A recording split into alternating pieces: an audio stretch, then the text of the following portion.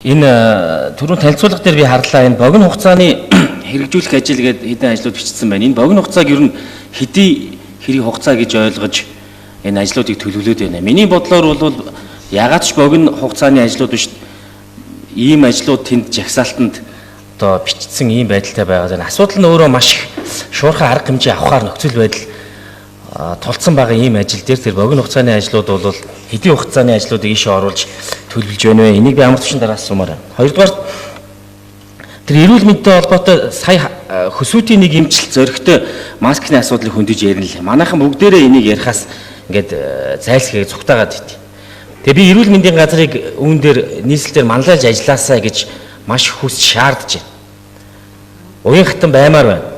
Тулгымцсан асуудлууд дээр цаг агаарын нөхцөл байдалтай холбоотой байнгын мэдээлэл иргэдэд өгмөр байна. Одоо маск зүүх нь яг энэ агаарын бохирдлоос сэргийлж байгаа арга мөн үү биш юм уу? Үнэхээр энэ агаарын бохирдолтой тэмцэхэд энэ богино хугацаанд иргэд маань өөрсдийнхөө амнаас эрүүл мэндийг яаж хамгаалах ёстой юм бэ? Эрүүл мэндийн газар энэ дээр ер нь ямар сурчлагын ажлууд хийсэн, хичнээн хүнд хүрсэн. Энэ талаар эрүүл мэндийн газраас мэдээлэл авмаар байна. За түүнээс гадна энэ саяны датануудыг харахад автомашинаас ялгарч байгаа агаарын бохирдлын хэмжээ PM10, PM2.5-ийн хувьд бол бараг 50% болцсон юм байна. За нийт ялгаруулж байгаа хор дутааны хувьд бол 30% маш том нөлөө үзүүлэхээр болчихжээ. Тэгээ яг агаарын бохирдолтой энэ автомашинаас ялгарч байгаа агаарын бохирдлыг бууруулахад яг ямар ажлууд хийсэн. Нэг ялангуяа тэр маш олон машин нүүрсийн яндангаа зараад дутуу техник хэрэгсэлтэйгээр хортой тэр хүрлэг хийгээ шал ялгаруулсаар байгаа штэ. Энэ одоо энэ автын үзлэг дээр энэ нүүрсийн яндангаа аваад зорчиж байгаа энэ автомашинууд үзлэх тэнцэж байгаа юм уу? Тэнцэхгүй байгаа юм уу? Ер нь тэнцүүлж байгаа юм уу? Эсвэл бол энэ талаар тодорхой хариулт өгөөч. За санаачлаг итвэх гэдэг зүйлийг би нийслэлийн энэ агаарын бохирдлыг тэмцэхийн эрүүл мэндийг хамгаалах энэ хүмүүсээс одоо харахгүй шүү. Шинэ санаачлаг одоо иргэдэн агаарын бохирдолд хордоод ахад шинэ санаачилж гаргаж байгаа өдөр тутам шинэ яаралтай арга хэмжээ зохион байгуулж байгаа ийм зүйлийг огт харахгүй. Богино хугацааны шийдлүүд дээр түрүүн гарсан би амар төвшин дараас ахиж сайн тодруулах гэдэг. Богино хугацааны шийдлүүдийг та яг бодитоор юу гэж харж байгаа юм бэ? Энд байгаа тэр богино хугацааны гэсэн чинь жинхэнэ богино хугацааны энэ арга хэмжээ муу юм уу биш юм уу гэдгийг амар төвшин дарааны хариулмаар. За саяны танилцуулга дээр бол дунд болон алсын бодлогуудыг бол авч хэрэгжүүлэх томоохон төсөл мега төслүүдийн асуудлыг бол танилцуулсан байгаа. За богино хэмжээний бодлогын хүрээнд бол судалгааг бол явуулсан байгаа. За энэ дээр ямар судалгааны явуулсан бэ гэх юм бол нийт манай 9 дүүргийн за нөгөө 100% бол ямар төвшөнд байна вэ гэдэг судалгааг бол явуулсан байгаа. За жишээлбэл Чингэлтэй дүүрэгт бол нийт 29,013 өрхтөөр бол судалгаа явуулж за нийт 21,719 зуухтаар бол ингээд шалгалтыг бол хийгээд за түүнээс бол 10,912 зуух нь бол ингээд битүүмжийн алдагдaltaй ийм дүгнэлт бол гарсан байгаа.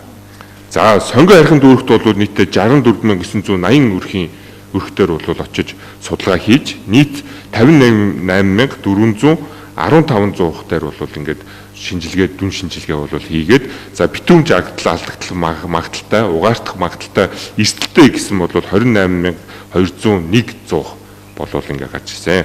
За Баянгол дүүрэгт бол ингээд 9,281 өрхтөөр бол өрхийн 8,256 зуухан дээр бол ингээд шалгалт судалгаа хийж за битүүмж алдагдал 4,106 зуух байгаа. За Хаавал дүүрэгт бол 16,337 өрхтөөр бол судалгааж 16,196 зуухтаар бол шинжилгээ хийснээс 3,589 зуух бол явж байгаа. За ингээд бол бид нар бол 9 дүүрэг дээр бол ингээд судалгааны бол зуух гэсэн юм байна. Энэ дээр бид нар хамгийн гол асуудал хаана байна гэх юм бол нөгөө бидний өмнө хэрэгжүүлсэн төсөл арга хэмжээ хэрэгжүүлсэн нөгөө зуух маань өөрөө ашиглалтын шаардлага одоо илэгдэл хоригдол болоод ашиглалтын шаардлага хангахаа байгаад буцаад нөгөө битүүмжээ алдагдаад бол хилцэн байдалтай бол ингээ харагдаад за үүнээсээ үүдээд нөгөө нэг угаарталтын ингээд асуудлууд бол ингээд үүсээд байгаамаа.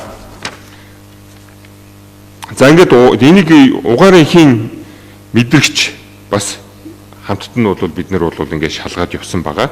За үүнээс бол дүүргүүд дээр бол нийт 196,712 өрхтөөр бол угаар мэдрэгчийн төхөөрөмжүүдийг бол шалгаад явхад төхөөрөмж суурилсан өрхийн тоо бол 70,642 байсан.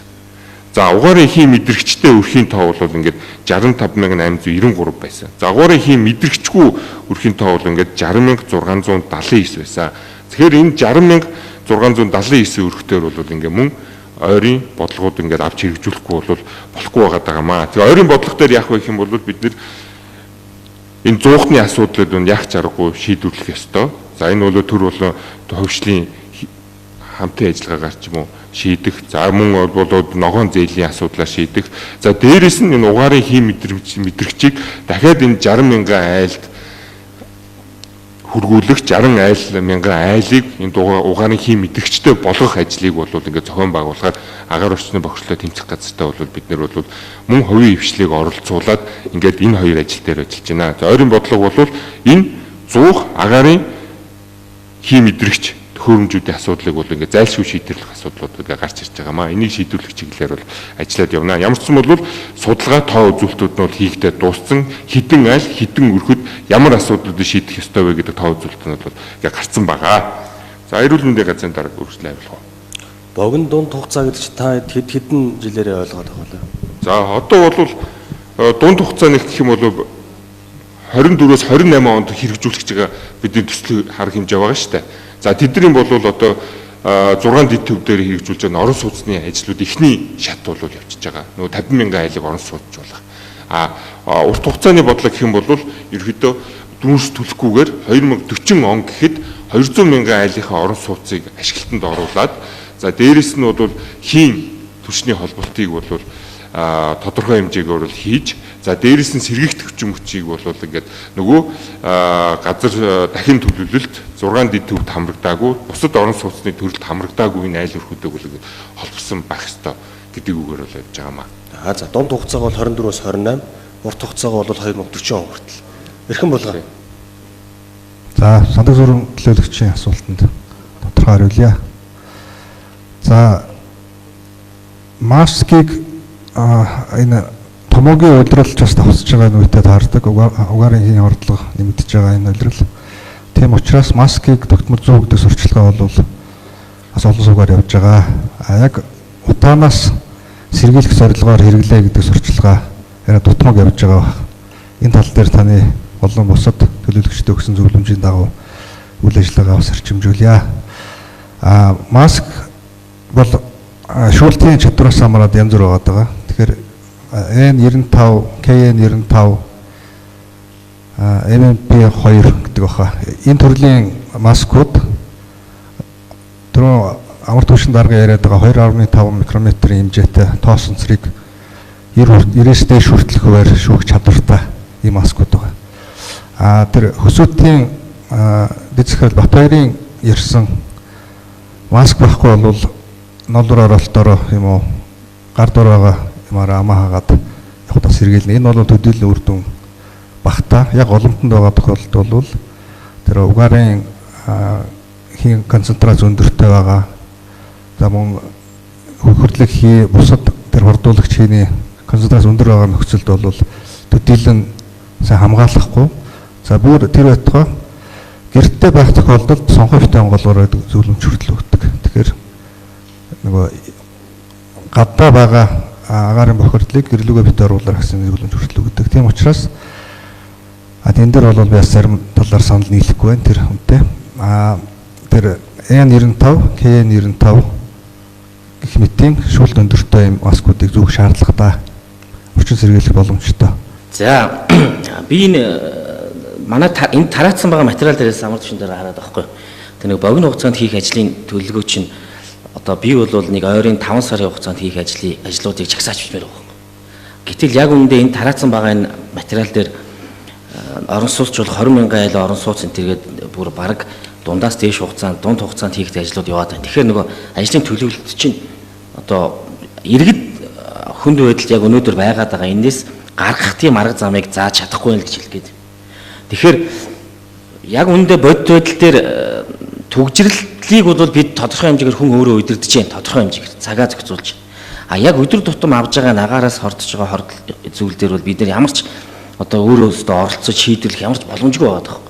Тэгэхээр энэ дээр яаралтай авах арга хэмжээнүүдийг тусад нь гаргаж танилцуулах хэрэгтэй байна.